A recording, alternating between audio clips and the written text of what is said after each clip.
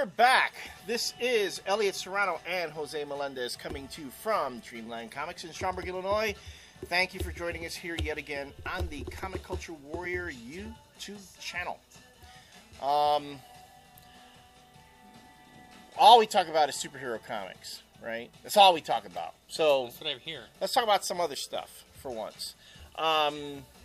First, we were asked a while back if we would review a Star Wars book. And after I had kind of made it known that I would love to write for Dark Horse on one of their Star Wars titles, everyone had been asking me, well, Elliot, what do you think of what's going on in Star Wars and so on and so forth? Well, I just happened to pick up the new Star Wars Adventures Digest, Han Solo and the Hollow Moon of Corva. I love that title. It is. It's a great title, and because I love, old school title, very old school stuff. It flashes back to Han Solo and the Lost Legacy and other things. Takes place a year before New Hope. A New Hope, younger, maybe not as sage, not as wise Han Solo and Chewbacca.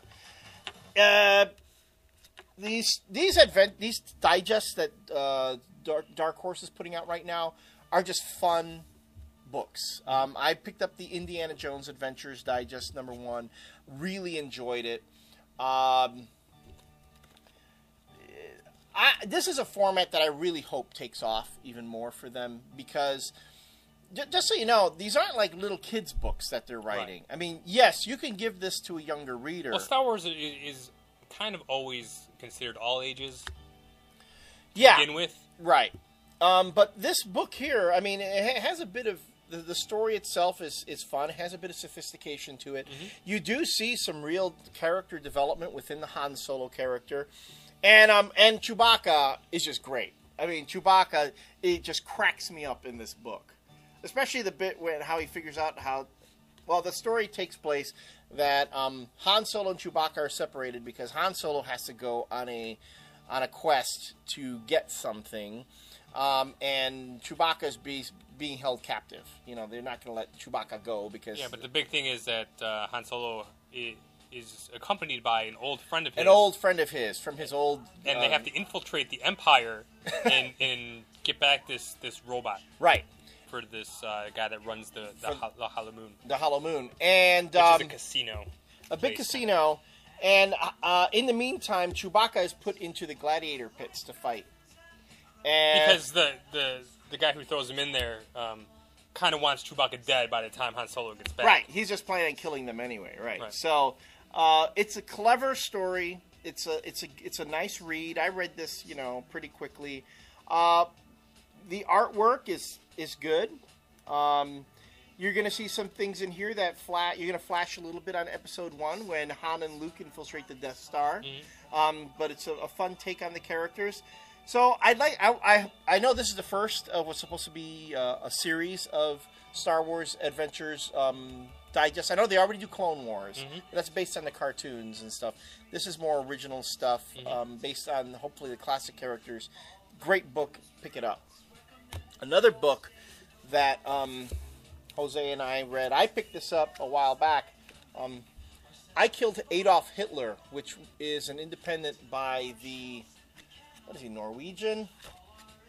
Yes, Norwegian artist. He just goes by the name of Jason, which is a quirky... what is it? It's a love story, believe it or not. Yeah, that's what it is. A title is called I Killed Adolf Hitler. It's a love story. Mm-hmm. Go figure. An assassin is hired by someone else to go back in time to kill Adolf Hitler so that they can stop all the terrible things that Hitler did. That's the premise of the story. Now, from that, you could have gotten a whole bunch of cliched crap. Right. Jason goes in anything but cliche. Anything but, yeah. He goes in a completely different direction with this. There's time travel. It's in a world where if you have enough money, you can hire somebody to kill anybody. Mm-hmm. And all the characters are talking animals. Okay, so... But that's how Jason draws all of them. I mean, he does a series of graphic novels, and that's how he draws all of his characters. Needless to say, I didn't know what to expect from this beyond the title. You know, if you go in thinking you know what's going to happen, you're not going to know. And no, it's not. It's not Inglourious Bastards. Okay, it's not cliched at all, and it's not going to be everybody's cup of tea. But see, that's how the art looks like. It's like if Walt Disney, was working for the Third Reich and had to produce propaganda films for them. Oh, didn't he? I mean, every page the layouts are exactly the same for every page. There's 8 panels per page. And the storytelling is really impressive. It just goes, one thing to the next, to the next, to the next. There's action in this book. Mm-hmm. There's people getting shot. There's, a lot of very clever entering and exiting the panels. There's a lot happens in this. It's really impressive. On the surface, this book looks deceivingly simple. Yes, but it is anything but. No. It's very. When you look at that, when you try to sit down and actually try to plot something out like this, I would have gone bonkers if I had to try to write this script. Jason does it, and he makes it look effortless. Another great independent book. And then finally now, Jose, I know you didn't read it, but I read this, and I just loved it to death. LAIKA, the graphic novel about the Russian space program using LAIKA the dog by Nick Abadzis. I think. Abadzis. I'm sorry if I'm mispronouncing his name. It's a fact-based account of the early days of the Sputnik program. And for those who did not know, that the Russians, before the Americans used chimpanzees, the Russians actually they had dogs in their space program trying to see what they could use to help humans survive a trip into space. If you're a dog lover, you're really going to enjoy this. Mind you, the ending is very depressing, because anyone who knows the story of LAIKA will know the ending of this book. It's how you get there. And it's not a story just about the dog. It's about the people who surround this dog and how they have to deal with living in a communist regime and having pressures put on them by a government that's pushing them beyond what at that time people thought were humanly possible. This was during the Cold, during the Red Scare and the Cold War, and people will always demonize, the communists of that time, thinking that they were kind of having the same thing happening right now. Yeah, we're having it now again. Yeah, the characters in this book come across as very, very human. Mm-hmm. I mean, these are all people, just like us. They believe in their government, they believe in their ideology, but that doesn't mean that they lack compassion and empathy. So if you're looking for something different to read, this book, LAIKA, I heartily recommend it. And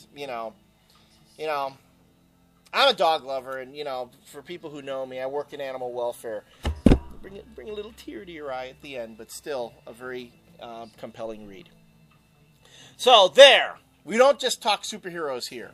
We love independent stuff, too. We will be talking more independence as these videos progress. So. And if there's something you really want to recommend for us to look at... I've been recommending shit for you for years, and you still have to get to it, so... I'm going to try to get this guy to... You know what? I'm going to start reading more manga. Hey, can you hand me that real quick? Right there. Yeah. He got on me. He loaned me Hard Candy a week or so ago. The same day, the same weekend he gave it to me, I watched it the same weekend you gave it to me. I watched it like the very next day.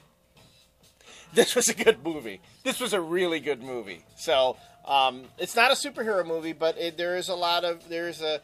Ellen Page would go on to play Kitty Pryde in the X-Men movie. Patrick Wilson, Night Owl in Watchmen. You say the guy, the writer... The writer and director did 30 Days of Night. 30 Days of Night. So, and this is an independent film. Yeah. This is a good movie. This is really good. Movie. And another thing, too, it's an R-rated film. I would let teens watch this. I think it's R for... I mean, the movie is intense. It's really intense. It's really, really intense. But it's a good movie with some very compelling performances. So we'll throw that into the alternate fiction pile. So we'll put that there. An independent film to go with the independent books. All right. We'll be back in our next segment with... Last Rants. Last Rants. And boy, you're going to like this one. We'll see you then.